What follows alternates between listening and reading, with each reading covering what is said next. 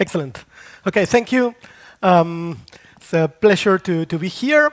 I'm going to be talking today about Flex, a solution that we developed to a problem that we have been fighting during the last year when we have been working on the design of trust minimizing breaches. And it makes a lot of sense to start thinking about capital efficiency when you're trying to design a breach. And there are a lot of trade-offs and a lot of things to consider. So I will tell you a little bit about what we learned and how we package that, that experience into this protocol proposition. This is Sean's work. I work, everybody calls me Futo, Ariel Futoransky. I did this together with Sergio at Fergit. The structure for the call today is I'm going to start with an introduction, describing a little bit about the problem and how we are thinking about it.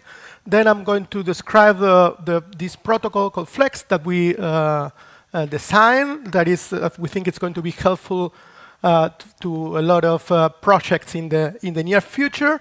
I'm going to zoom in a little bit into the details, and we will see if there is some time to talk about some of the variants of the protocol. OK, let's start with the beginning.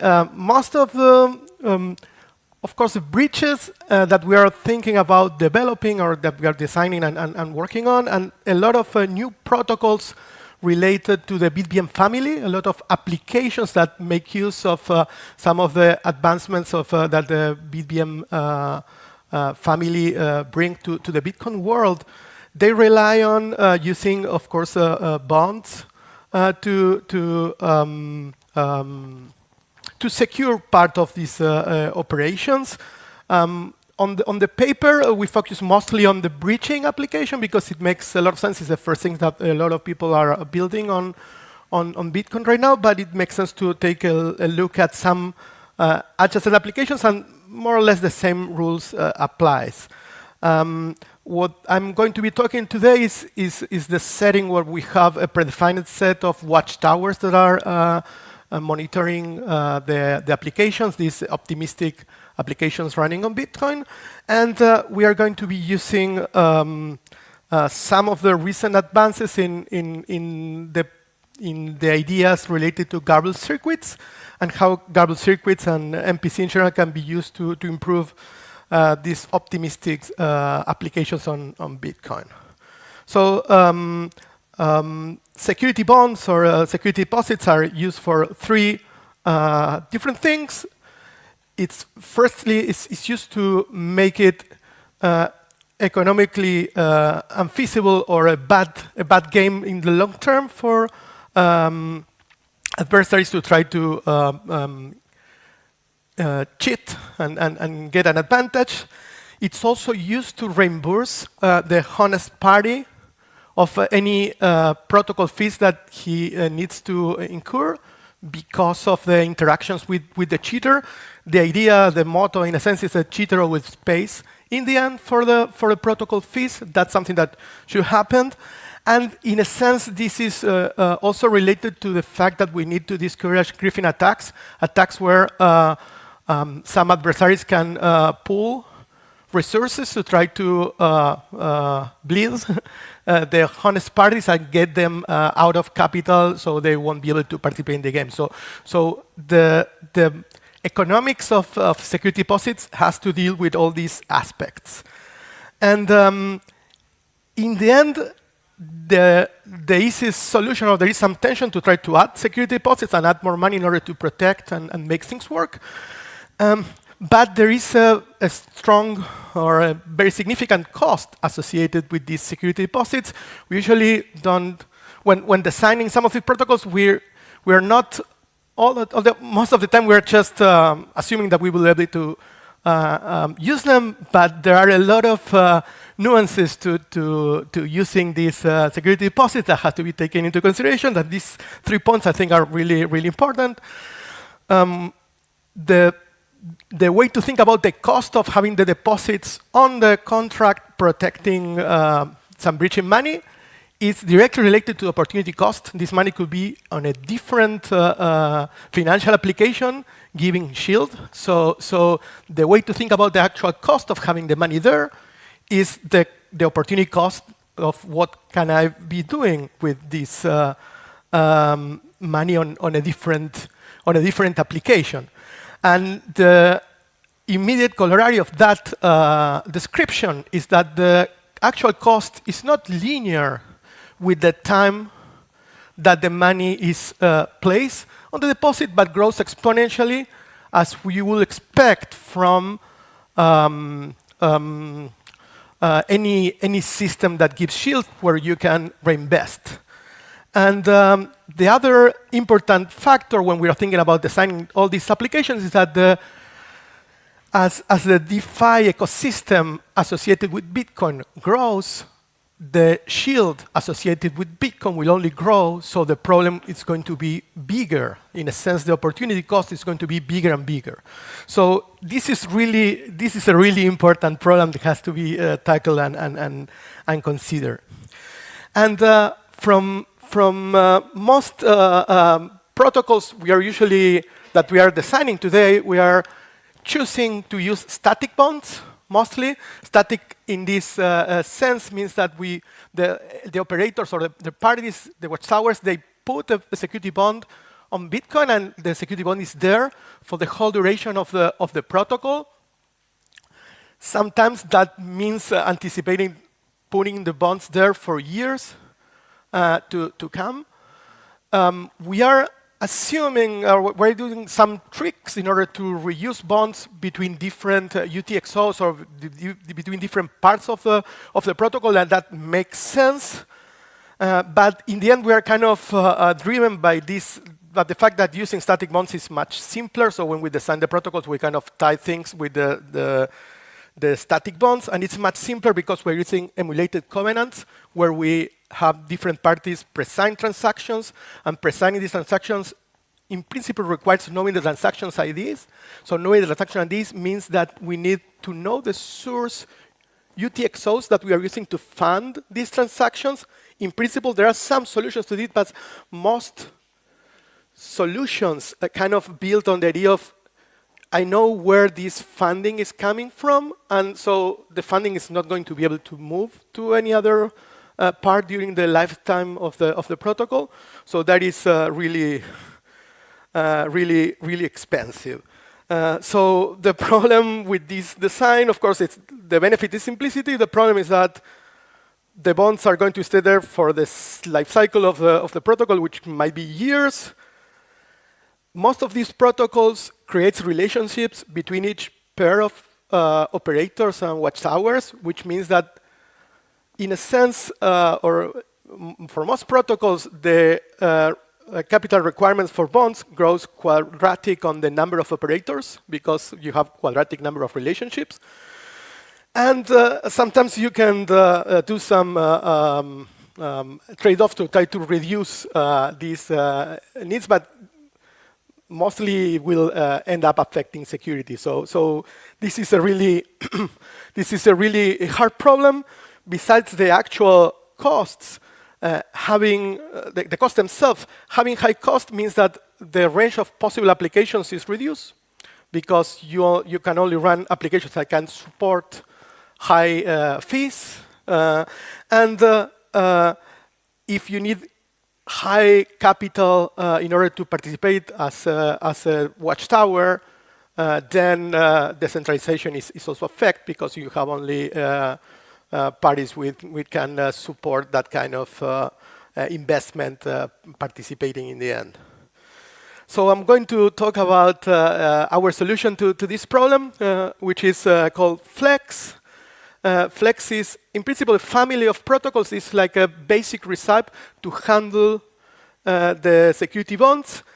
And in this case, what we are able to do is to have dynamic security bonds, which means that these bonds are funded from UTXOs that are unknown at the time of setup for a protocol, and that are only used during the potential dispute period. That's the goal here. So in principle, I'm going to be talking about the two-party protocol. As I mentioned, for most of these applications, we're thinking about it two-party, but we are having the big pictures always means all of the possible relationships has this scheme supported.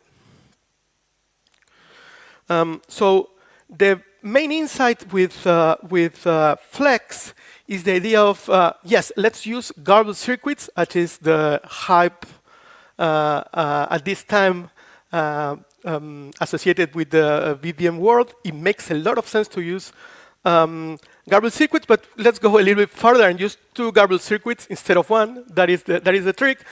In a sense, from an MPC point of view, when you're saying, let's say, doing multi-party computation, there is always the idea of using two inputs from two parties and having this joint computation between the two parties. So in a sense, this is really MPC as it is in the beginning, but it makes sense to think about this as two symmetric circuits that does the same calculation.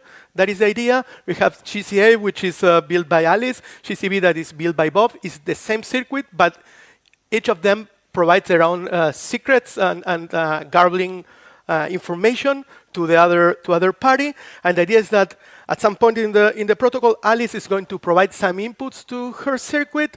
Alice, in this case, is the prover and is probably going a peg out. And as inputs to her circuit, she's providing a proof that the peg out should be accepted because it's correct, maybe with information from some other sidechain.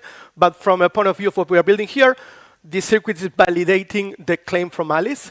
And what Bob is going to do, Bob is going to take Alice's input and kind of provide the same equivalent inputs to his circuit, the circuit from the verifier. And the idea here is that, as with the BBM3 proposal, both circuits are going to be generating a conditional reveal, depending on the result of the predicate. If the predicate is wrong, Alice's circuit is going to reveal something for Bob. And if the predicate is correct, Bob's circuit is going to reveal a secret that Alice is going to use. So the basic idea is that we have this primitive that is the deposit transaction, which is going to be handling the deposits. The deposit transaction is connected with the transaction graph. That's the yellow connector. There is two copies of this deposit circuit, one that is used by Alice and one that is used by Bob. And the idea is that this transaction, this is signed with the hash anyone can pay. So the actual funding money comes from the blue UTXO on the bottom. And this means that this transaction now has an unknown transaction ID, but that is fine. We're going to solve it anyway. So as I said, we have two copies of these transactions, one for the Alice deposit, one for Bob deposit. And these transactions has unknown transaction IDs. But the fact is that depositing in the protocol, both for Alice and Bob, requires for them to reveal the circuit inputs. So after both or any of them has provided their funding transaction, there are three conditions or three spending paths for the deposit that are associated to each deposit. Alice can basically claim the deposit if PA, the secret associated to the acceptance of the circuit predicate, will let Alice claim the deposit. Bob can claim the deposit if PB, the secret associated with the rejection of the circuit, is revealed. And if there is a timeout, that means that the other party have not provided secret inputs that is not available. Then whoever is the depositor, either Alice or Bob, for each copy of this circuit, is able to reclaim the deposit. That is the basic idea. And this is the primitive that builds Flex, basically. These are two independent transactions that can be used to manage the deposits, each one with three spending paths. Two of the spending paths then are using secrets revealed from the garbled circuits, and one is a timeout. So how will this work as a complete protocol? Well, we have this the setup phase where Alice above exchange Lamport public keys for a circuit of some other mechanism to allow to provide inputs. They exchange circuit materials. That is the garbage circuit information that will let them evaluate in an encrypted fashion the circuits themselves. They cosign the transaction DAG. So they know they are available, and at some point there is a peg-in transaction that gets connected to this transaction graph. And then at some point, let's say that Alice will initiate a peg out.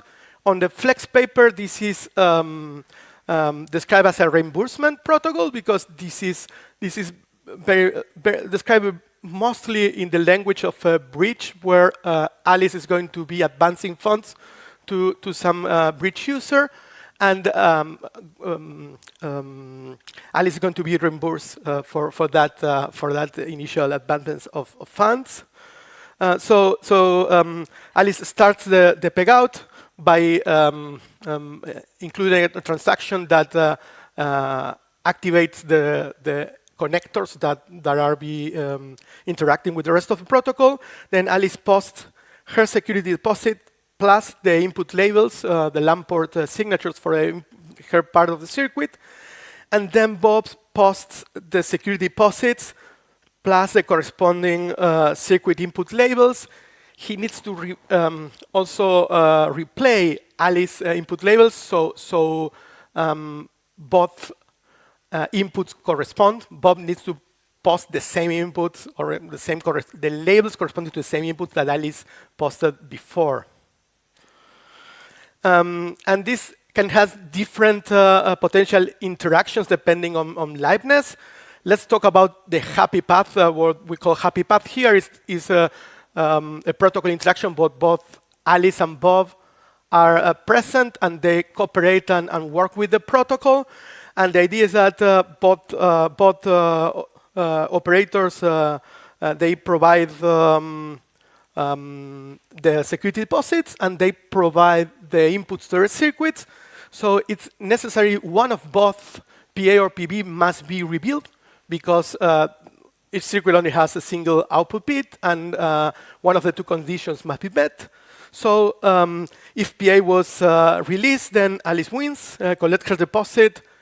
She also collects Bob's deposit at that point and completes the peg out. She uses PA to also complete the peg out and take the funds. If PB is revealed, then Bob collects his deposit and Alice's deposit. He's being reimbursed for the protocol expenditures associated with this interaction. And he can use PB to block the peg out process. And we also have some considerations in the case that either Bob or Alice fails to participate. We assume that one of the parties is honest and is participating and the other is not participating. And we can use timeouts to handle those cases. If Bob fails to participate, he is not providing his security deposit. At that point, we have some time spent by Alice waiting for a timeout to occur. And at that point, she can recover her deposit. And then there is a timeout condition, also a time lock condition on the lock UTXO that she can use to extract and recover. And if Alice fails to participate, she starts the peg out but never provides her security deposit or never provides her inputs. Then Bob can claim his deposit again, or claim Alice's deposit if she did the deposit but did not provide the input. So this is the basic workflow for different liveness scenarios for Flex. This is the complete transaction graph as is present on the paper. Here what we are seeing is the Alice deposit transaction and Bob deposit transaction. These are the two symmetric parts that we mentioned. There's three spending conditions for the deposits as we described, plus when the actual funds that were protected by the bridge can be spent, This looks a little bit more intimidating, and I think it makes sense to spend some time looking at the details of the transaction graph, but this basically mimics what we've been talking up to this point. I will talk a little bit about some Flex variants and why I say that Flex is a family of protocols. Let's first say that, so I mention a lot the symmetric characteristic of Flex, but in principle, there's always a first mover. In the protocol that I described, Alice was the first mover, so there is always the chance that one party is going to be, in principle, overspending or spending more money. There is asymmetry that needs to be handled. There are some ways to try to tackle that problem, and I'm going to talk about that. There's also the fact that I kind of simplified the protocol description because I was trying to do something that is more easy to digest, and I kind of brought together the security deposit and the provision of the circuit inputs. That means that for the protocol that we describe, Alice is always providing the circuit inputs, and if Bob fails to provide her part, she's spending some unnecessary money. We describe this as the non-refundable circuit input publication problem on the Flex paper. There are more details there, but assuming there is possibility of validating the payout without requiring the complete input of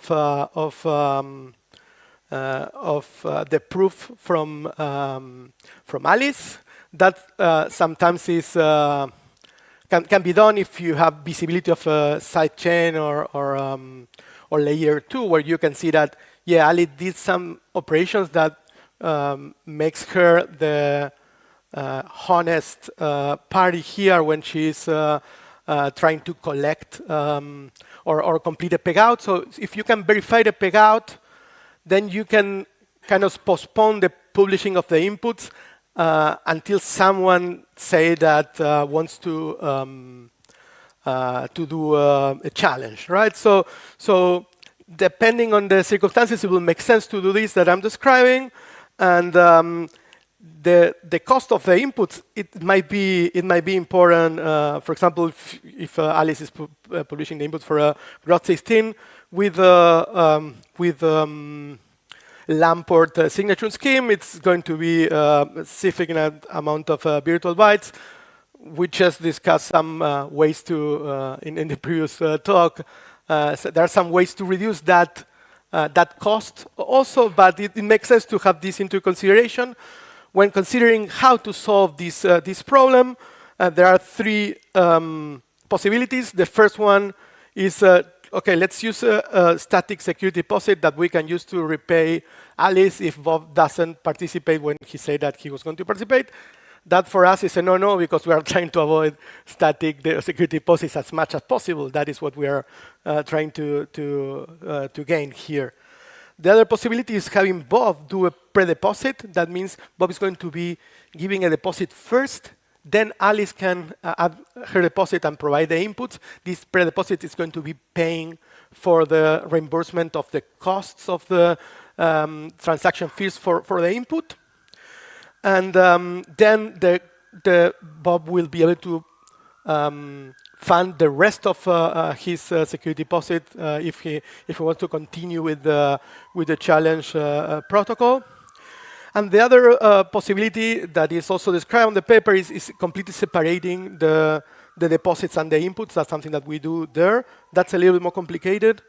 But let me show you how this pre-deposit is handled on Flex protocol. The idea here is that this happens with these pre-signed transactions just before Alice is able to run the dispute TX transaction. That was the equivalent transaction on the previous diagram associated with the start of the payout. So the idea is that in this case, Alice is going to mine the start transaction. this start transaction will have a possibility to let Bob here do a pre-deposit. Again, this pre-deposit can be funded from a previously unknown UTXO. So this pre-deposit is going to have an unknown transaction ID. And there is a timeout and a time lock protocol here that lets Alice continue with her protocol and do a peg out if Bob doesn't show at that point. But if Bob shows at that point and creates this Bob pre-deposit transaction, then this protocol continues, and we are basically in this scheme here. This is connected to the previous protocol that we described. I know we didn't enter into the details of the complete transaction graph, but it's the same idea. We can have a pre-deposit transaction and then connect with the original graph. So there is more information in the paper about the other variants and several other protocols that we constructed in the Flex family. But let me tell you why we think or why we are excited about this. Well, I think the solution to the dynamic on-demand security bond is really, really important for the ecosystem in the short term and also in the long term when yield on Bitcoin goes up. Applications, this applies, as I said, applies mostly to bridging because we are mostly thinking about bridging or lending applications as been discussed, but there will appear a lot of additional applications in the DeFi world in Bitcoin shortly. And this let us fix most of the problems associated with using static security deposits, reducing the total cost and the length of time that we need to have the deposits block into the protocol. This, as I said before, this is really good for the kind of applications that we can support if we have lower values associated with these bonds, and it also allows decentralization. Okay, that was the talk. Thank you very much. We have time for a question before our next talk. Nope, perfectly concise. Thank you very much, Ariel. Thank you.